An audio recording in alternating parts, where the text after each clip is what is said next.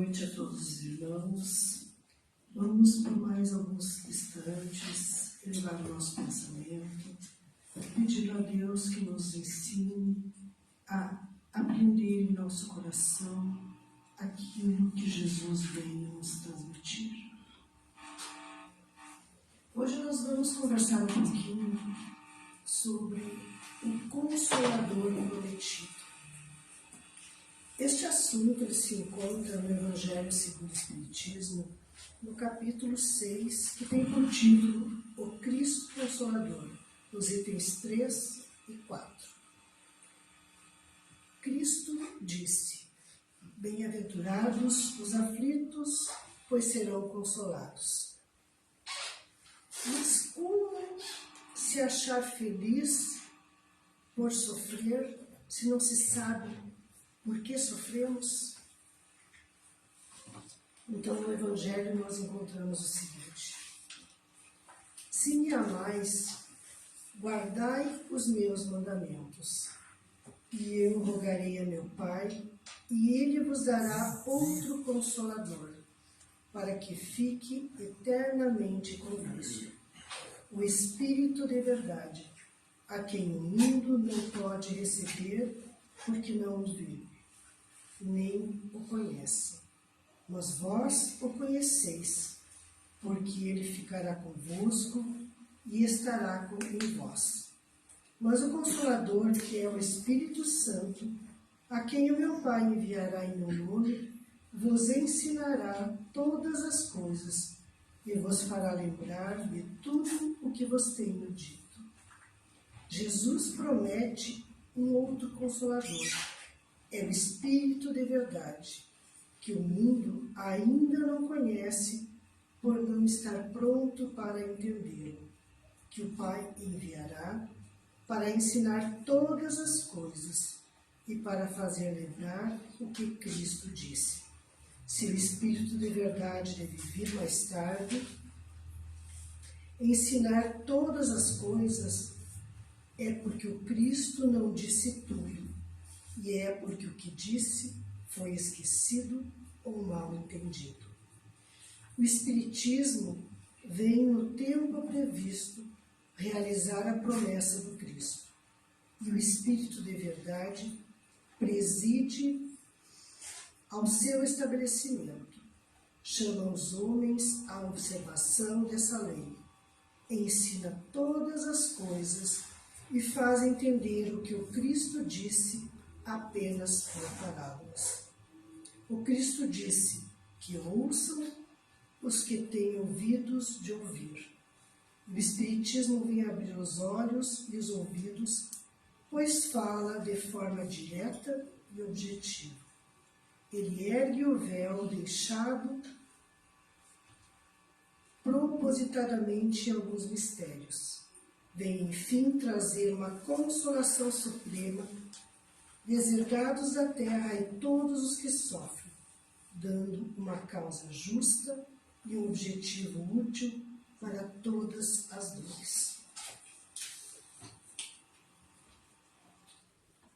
A humanidade tem passado, ultimamente, por momentos difíceis.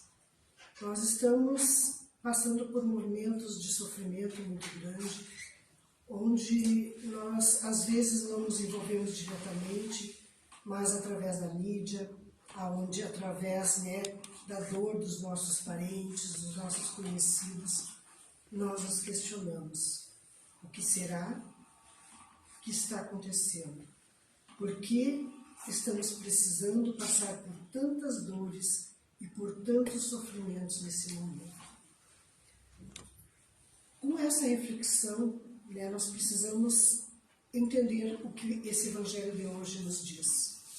Esse Evangelho de hoje nos revela que Jesus nos anunciou, avisou, que viria um outro Consolador, o Consolador prometido. E que esse Consolador viria através do Espírito de verdade e que ele nos traria revelações, coisas que não podiam ser reveladas ao tempo de Jesus. E por que não podiam? Porque o povo daquela época era um povo que ainda não tinha o conhecimento espiritual necessário para entender as coisas que Jesus falava. Tanto que ele falava por parábolas, usando, né, fatos corriqueiros do povo da época, para que eles pudessem ter uma pouca compreensão daquilo que era possível dentro do que eles tinham, né, como conhecimento espiritual. Bom, se a gente pensar assim também, o Espírito de verdade que fala no Evangelho, o Espírito de verdade quem é? Não é um único Espírito, é uma falange espiritual que, né, por ordem de Jesus, veio auxiliar Kardec na codificação do doutrina espírita. Então, são esses espíritos que nós encontramos no Evangelho segundo o Espiritismo, nas obras, né, da codificação, que auxiliaram a Kardec. Espíritos elevados, espíritos de ordem superior, né, que, amando de Jesus, vieram à Terra trazer, então, esses esclarecimentos, nos trazer o conhecimento de coisas que, até então, nós não tínhamos condições. Quando o Espiritismo nos traz, né, o conhecimento, esse conhecimento que esses espíritos elevados nos apresentaram, nós aprendemos que a nossa existência, ela não é única, que nós não somos esse nosso hoje que nós estamos aqui. Esse faz parte de uma das nossas existências, que a humanidade passa por várias existências. Nós antes tivemos muitas outras e teremos muitas outras após essa. E a partir disso, então, nós erramos muito, acertamos muito, nós tivemos muitos débitos, muitas dívidas que nós deixamos de outras existências e nesta, de repente, uma parte dessas dívidas nós viemos quitar para ficar, né, até um certo ponto quite com as leis divinas. Por quê? Porque o sofrimento só nos atinge merecidamente. Aquela história de que eu estou sofrendo e merecidamente não existe.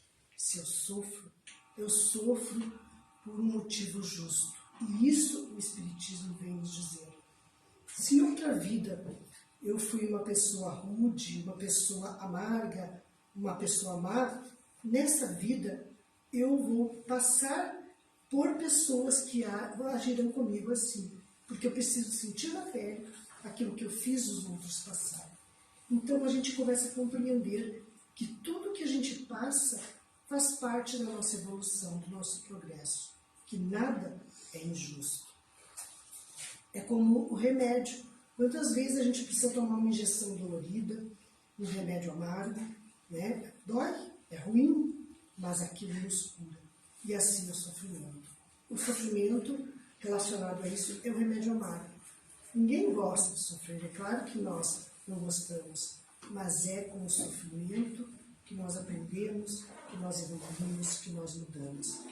E assim a gente passa a compreender com a doutrina que se nós estamos aqui, nós estamos numa etapa da nossa existência como espírito imortal.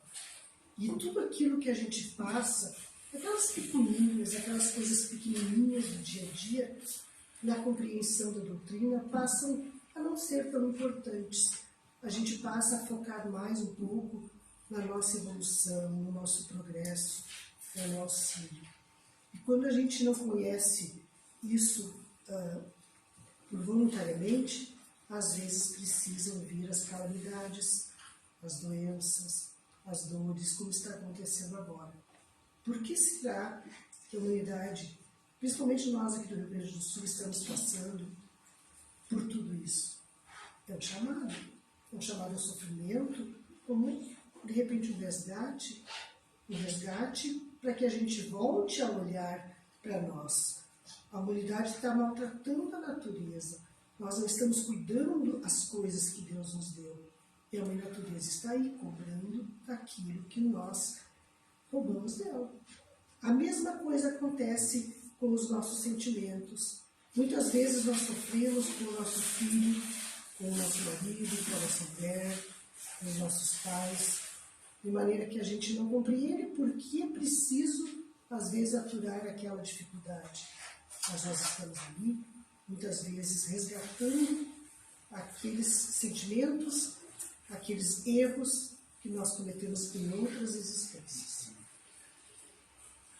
Por mais de 40 anos, eu participei de uma religião que me esclarecia, que me ensinou a base do cristianismo, que me trouxe a compreensão. E por muitos anos, ela completava, ela me preenchia. Chegou um devido momento na minha vida que eu me questionava. Por exemplo, questões simples assim, por que alguns passam fome e necessidade, enquanto outros esbanjam? Porque a religião que eu professava, ela pregava uma única existência.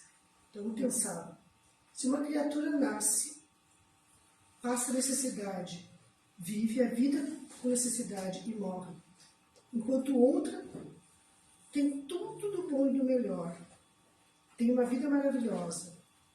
Tem crianças que nascem já doentes, outras nascem saudáveis, têm uma vida perfeita. Então, essas questões me intrigavam.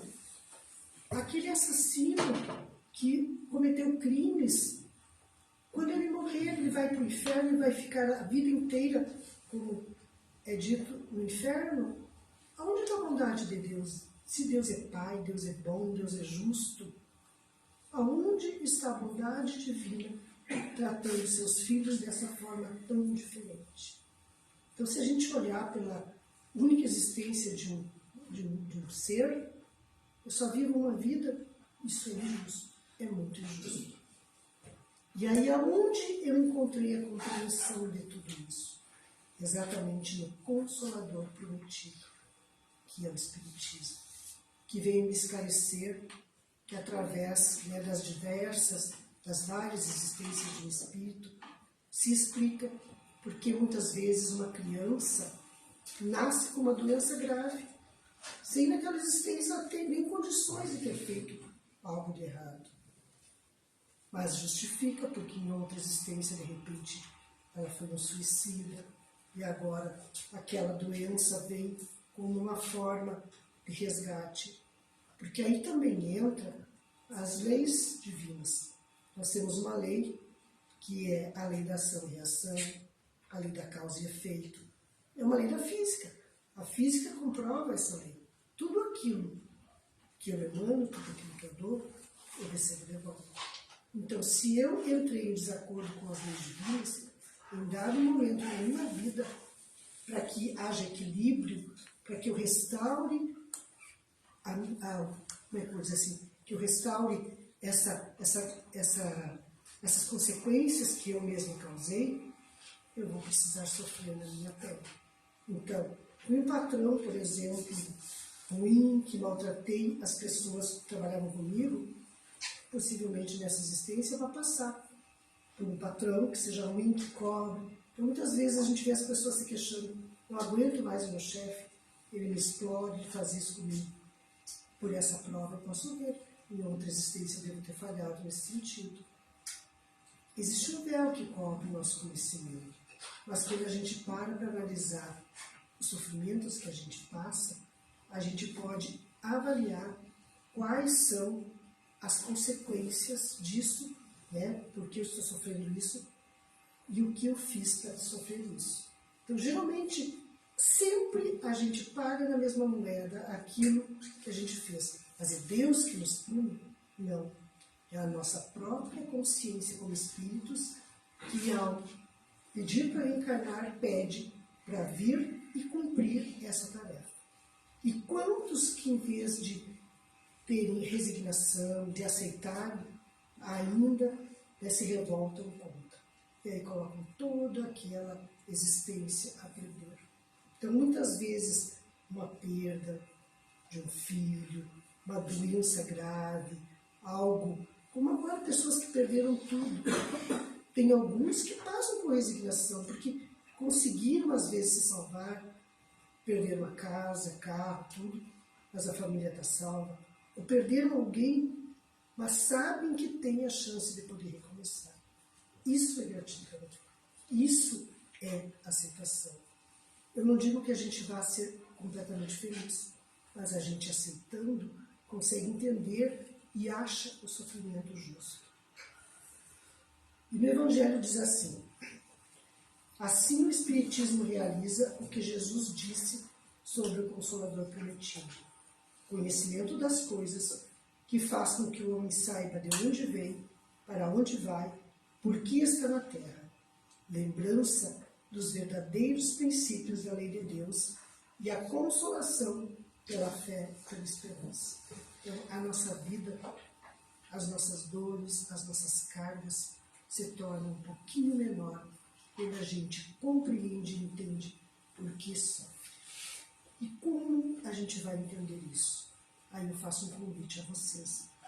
Vamos conhecer esse Consolador prometido que Jesus nos ofertou através de Kardec, estudando as obras básicas do Espiritismo, lendo, conhecendo através de autores como de Chico Xavier, de Valdo Franco, Ivone do Amaral Pereira, Raul Teixeira, que são autores sérios, tantos outros que existem, não são só esses, se tem alguns, que nos trazem esse conhecimento, esse entendimento.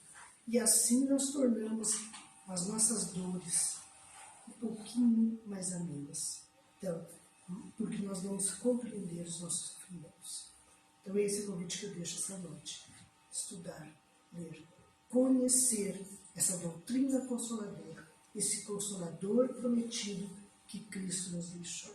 Aí está o caminho para a gente ser um pouquinho melhor a cada dia que passa.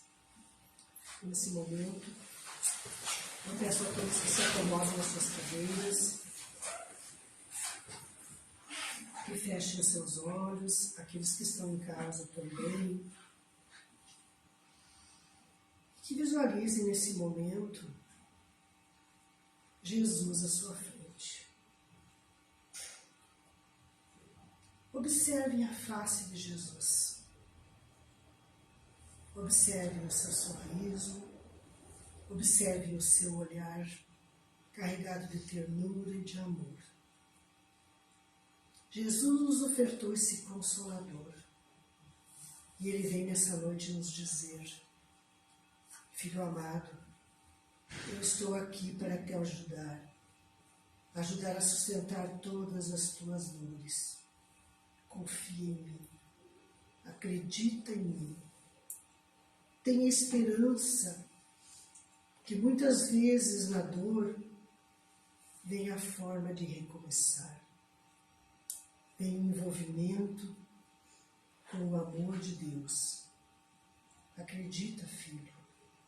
Acredita que tudo vai melhorar. Depende do teu empenho, da tua vontade. E Jesus derrama esse momento sobre a tua cabeça, sobre o teu corpo, luzes muito vivas que preenchem todas as tuas células, que limpam a tua energia, te fazendo um ser de luz. E que possa levar essa luz a todos aqueles que te acompanham na tua caminhada. Que seja essa luz que distribui paz, que distribui amor por aí. Quando há tantos necessitados, aprenda a agradecer. Aprenda a dizer a Deus: obrigada, meu Pai, por todas essas oportunidades. Obrigada, meu Pai, porque eu tenho a minha família, o meu lar. Obrigada, meu Pai, porque eu tenho a minha vida para provar a todos que eu sou feliz e sou teu filho. E assim, com o coração grato, damos por encerrado esse passe. Que assim seja.